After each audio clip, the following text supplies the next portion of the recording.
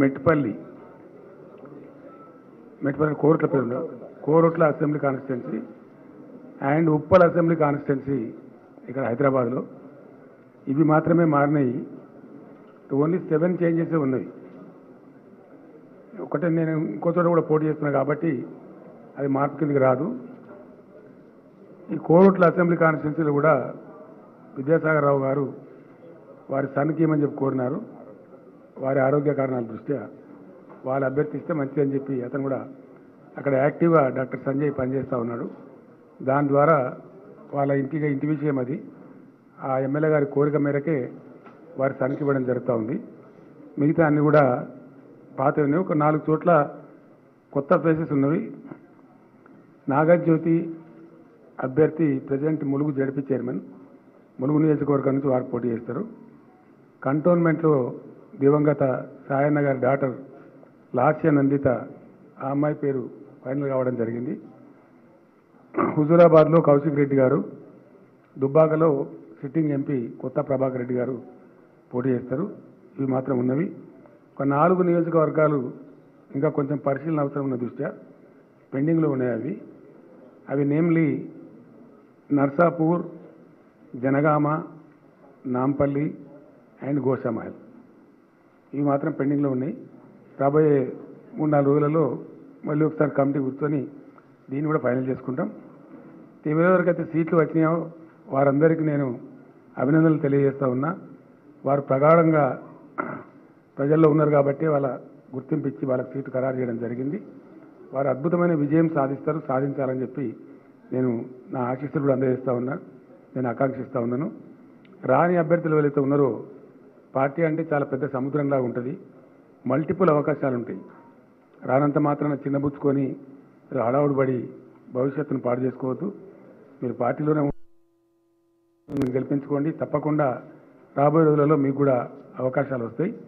మంచి అవకాశాలు కూడా వచ్చే ఆస్కారం ఉంటుంది. అంటే మొత్తం రాజకీయ జీవితం అంటే ఓన్లీ ఎమ్మెల్యేనే కాదు, ఎమ్మెల్సీ అవకాశం ఉంటుంది, రాజ్యసభ అవకాశం ఉంటుంది, ఎంపీ అవకాశం ఉంటుంది, చాలా జిల్లా పరిషత్ చైర్మన్లు అయ్యే అవకాశం ఉంటుంది. అట్లా చేసినాం కూడా అదే రకంగా ఈ యొక్క జాబితాను మీకు అందించడం జరిగింది. ఇవాళ నుంచి మీరు ప్రెస్ మమ్మల్ని వదిలిపెడతారని ఆశిస్తున్నాం. ఒక 4 మాత్రం ఉన్నాయి. ఇప్పుడు మీకు యుద్ధాలు వేరే దగ్గర ఉంటాయి కదా, అక్కడ కావాల్సిన వార్తలు ఉంటాయి మీకు. మేము ఎందుకంటే ఫీల్డ్లోకి వెళ్ళిపోవాలి కాబట్టి ఈ నిర్ణయం ఈ విధంగా తీసుకోవడం జరిగింది.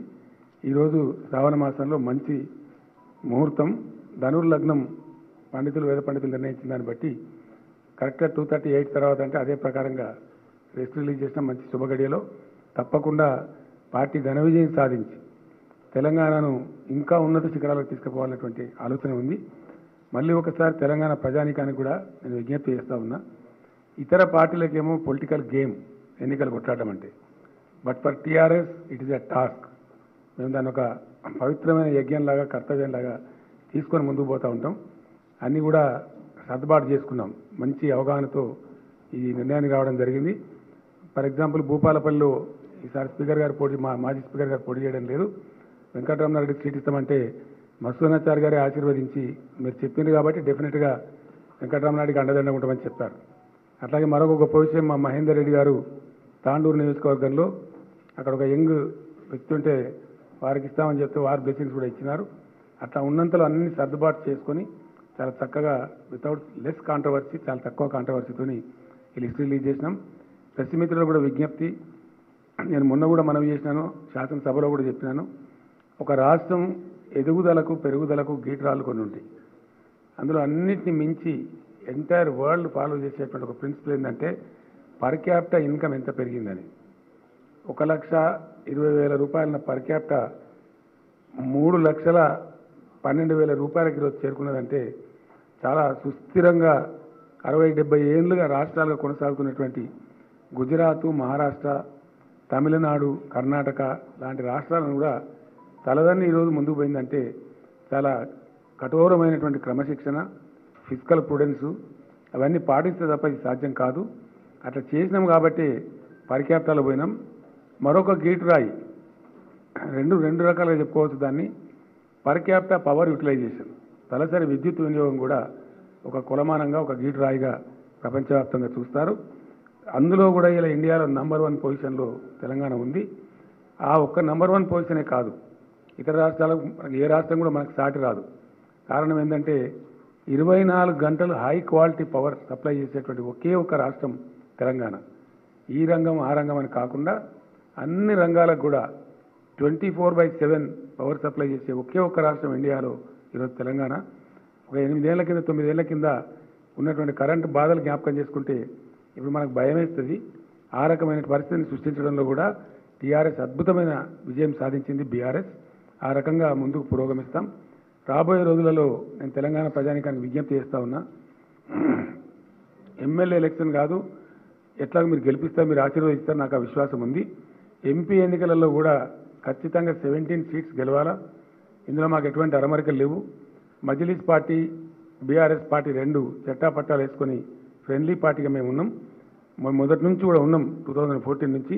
ఇప్పుడు కూడా మా మధ్య స్నేహితం అదేవిధంగా కొనసాగుతుంది. అదేవిధంగా మిత్రపక్షాలుగా పోటీ చేస్తూ ఉన్నాం. ఆ విధంగా మంచి అండర్స్టాండింగ్తో ముందుకు పోతూ ఉన్నాం. ప్రజలు తప్పకుండా దీవిస్తారన్న విశ్వాసం మాకుంది. ఉజ్వలమైనటువంటి ఇంకా ఉత్కృష్టమైనటువంటి అద్భుతమైన తెలంగాణ సాధనకు ప్రజల ఆశీర్వాదం కావాలని చెప్పి సందర్భంగా నేను కోరుతా ఉన్నా. ఏ విధంగా ప్రగతి పథంలో పారిశ్రామిక విధానం కానీ, ఐటీ విధానం కానీ అన్ని రంగాలలో highly progressive state in India is Telangana state. దానికి ప్రధాన కారణం, దానికి చోదక శక్తి బీఆర్ఎస్ పార్టీ. బీఆర్ఎస్ పార్టీలో ఉన్నటువంటి శాసనసభ్యులు, మంత్రివర్యులు, పార్లమెంట్ సభ్యులు యథాశక్తి అందరూ పూర్తి స్థాయిలో కృషి చేసినారు. కాబట్టే రాష్ట్రం ఉన్నత శిఖరాలకు తీసుకొని పోగలిగినాం. కొత్త రాష్ట్రం అయినప్పటికీ, పసికూననే అయినప్పటికీ అనేకమైనటువంటి రాష్ట్రాలను అధిగమించి, వనరులు తక్కువ ఉన్నప్పటికీ, సముద్ర తీరం లేకపోయినప్పటికీ అందరి అంచనాలు తలకిందులు చేస్తూ ఒక జ్యువెల్ లాగా, ఒక డైమండ్ లాగా తెలంగాణ తీర్చిదిద్దుకోగలిగినాం. భవిష్యత్తులో కూడా ప్రజల ఆశీర్వచనం ఉంటే ఇంకా అద్భుతంగా ముందుకు తీసుకొని పోతామని మనవి చేస్తూ ఈ అభ్యర్థులను స్వీకరించి తప్పకుండా వాళ్ళకు విజయం చేకూర్చాలని చెప్పి నిండు మనసుతో నేను తెలంగాణ ప్రజలందరినీ కూడా కోరుతా ఉన్నాను. Thank you. One at a time. First my close friend Mr Rahul.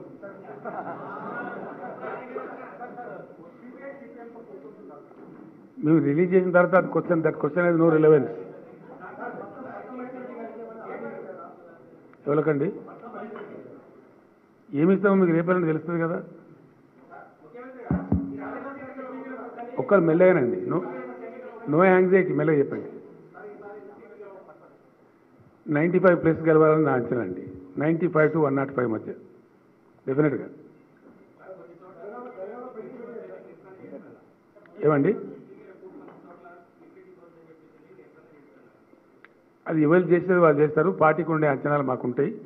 Party పూర్తి స్థాయి వడపోత తర్వాత అనేక సర్వేలు, మంచి చెడ్డ, పార్టీకి ఉండేటువంటి అంతర్గతమైన అండర్స్టాండింగు ఎట్లా బాగుంటుందని ఆలోచన చేసి చాలా బాధ్యతను కూడుకొని పనిచేసినాం. అక్కడక్కడ ఉంటే అవే సర్దుకుంటాయి, అభ్యర్థులు వాళ్ళు మాట్లాడుకుంటారు.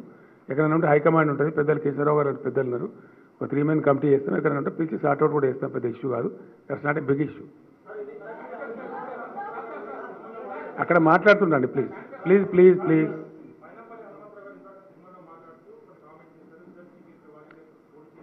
నో ప్రాబ్లం, ఆయనకి ఇష్టం లేదు మేమేం చేస్తామండి.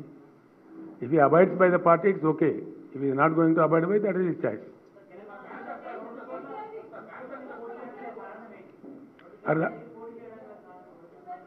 Party decided and I am contesting. What is the objection for you? No anxiety, please.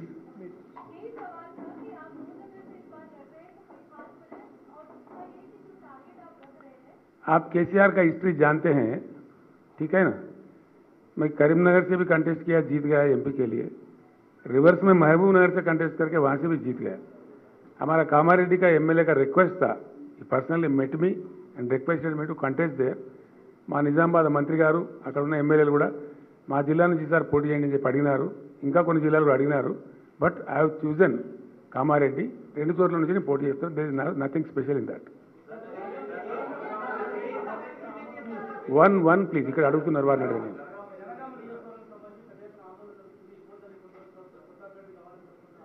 పెండింగ్లో పెట్టిన అర్థమే అది కదా. పెండింగ్లో పెట్టిన అర్థమైందంటే మీ ప్రశ్నలనే జవాబు ఉంది. మీకు కొద్దిగా పరిశీలన ఇచ్చేస్తాం, నో ప్రాబ్లం.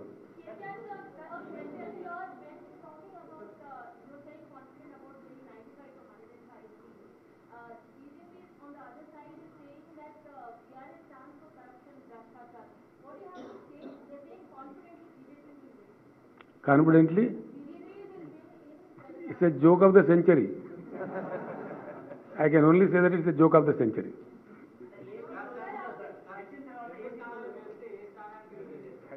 ఇప్పుడు ఎందుకు డిసైడ్ ఆ తర్వాత కదా.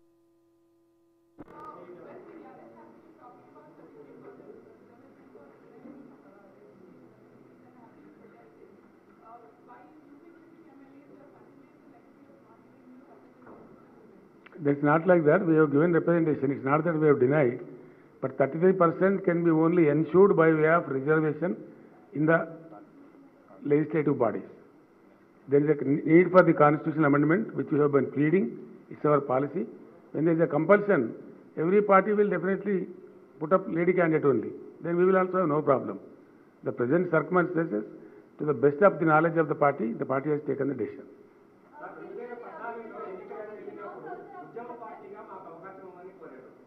ఎవరండి? నేను కోరలేదండి, సారీ, యు ఆర్ రాంగ్. కానీ ఇదే భవన్లో 2014లో తెలంగాణ అచీవ్మెంట్ అయిన తర్వాత మేము ఎన్నికల్లో డైరెక్ట్గా పోటీ చేస్తామని చెప్పినప్పుడు ఉద్యమం యొక్క లక్ష్యం ముద్దాడడం జరిగింది, తెలంగాణ వచ్చేసింది. ఇప్పుడు తెలంగాణను తీర్చిదిద్దడం కోసం మేము తప్పకుండా మా రాజకీయ పందాలో ఉంటాం. ఇట్స్ పక్కా పొలిటికల్ పార్టీ అని నేను చెప్పినాను. ఉద్యమ పార్టీ అని చెప్పలేదు. I'm on record. భారతదేశంలోనే తలమానికంగా ఉన్నటువంటి రాష్ట్రం తెలంగాణ. మా కామెంట్స్ కావు. నీతి ఆయోగ్ అండ్ పార్లమెంట్లో వివిధ రకాల కేంద్ర మంత్రులు లిఖితపూర్వకంగా ఇచ్చిన సమాధానాలలో we are number 1 in so many things అండి. చాంతాడంత లిస్ట్ ఉంది. ప్రతి ఇంటికి నల్లాబెట్టి నీళ్ళు ఇచ్చినటువంటి ఒకే ఒక్క ప్రభుత్వం ఇండియాలో తెలంగాణ. సంక్షేమంలో నంబర్ 1 తెలంగాణ. ఇచ్చిన మాట నిలబెట్టుకోవడంలో తెలంగాణ. విద్యుత్ వినియోగంలో నంబర్ 1 తెలంగాణ. ఐటీ ఎదుగుదలలో నంబర్ 1 తెలంగాణ. ఇట్లా చెప్పుకుంటూ పోతే ఎన్నో ఉన్నాయి. వీటన్నిటిని చూసి తప్పకుండా ప్రజలు మమ్మల్ని గుర్తిస్తారు. హైదరాబాద్ ఏ విధంగా అయితే ఇన్ఫ్రాస్ట్రక్చర్ డెవలప్ చేసుకుని ముందుకు పోతా ఉందో, I have no out of doubt, ఖచ్చితంగా మజిలీస్ మేము కలిసి ఈ 3 పాత రంగారెడ్డి జిల్లా హైదరాబాద్లో 29కి 29 సీట్లు మేమే గెలవబోతా ఉన్నాం. I have no doubt. My list says everything. I have released the list, then there is no discussion.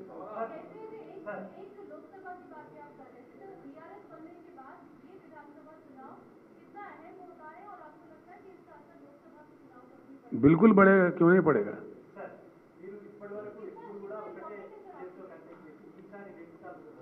अरे पार्टी चाहे से बदान पे इश्यू है उन्हें करता है.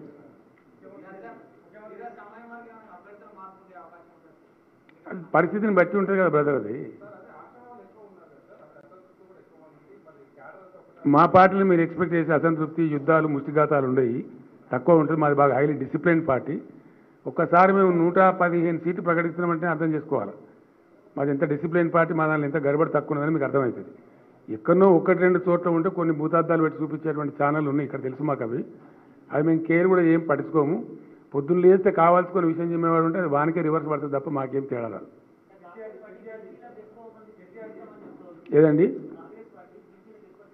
చూద్దాం కదా, ఎవరు ఎక్కువ ఇస్తారో తెలుస్తుంది కదా. మాకు మెయిన్ రైవల్ని ఎవరిని కూడా మేము అనుకోవడం లేదు. వాస్తవంగా చెప్పానంటే 95 to 105 మధ్య మేమే గెలుస్తాం అనుకుంటే రైవల్ ఏం తెచ్చిందండి.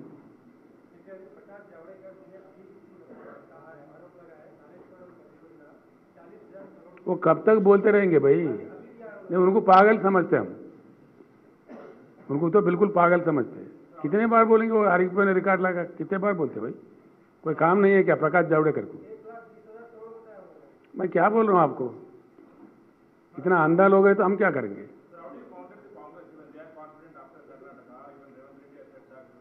Karnataka has no relevance to Telangana. And what is the, because what is happening in Karnataka now people are realizing, you know.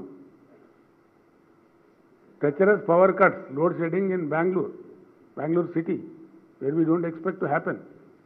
What is happening there? చాలా వాగ్దానాలు విస్మరించేసారు వాళ్ళు. మొన్న ఎలక్షన్లో చెప్పినవి 60 వాగ్దానాలు. మీకు కొండ మీద కోతిని తెచ్చిస్తాము, మీకు ఏది పడితే చేస్తామని ఏదైతే చెప్పినారో ఎగ్జాక్ట్లీ ఇవి ఆపద మొక్కులు మొక్కే పార్టీలు కొన్ని ఉంటాయి ఎన్నికల కోసం. ఎవరు ఏందో తెలుసు. ఎందుకంటే లాస్ట్ టైం ఎలక్షన్లో ఒక నావెల్ ఎగ్జాంపుల్ ఉంది మన దగ్గర.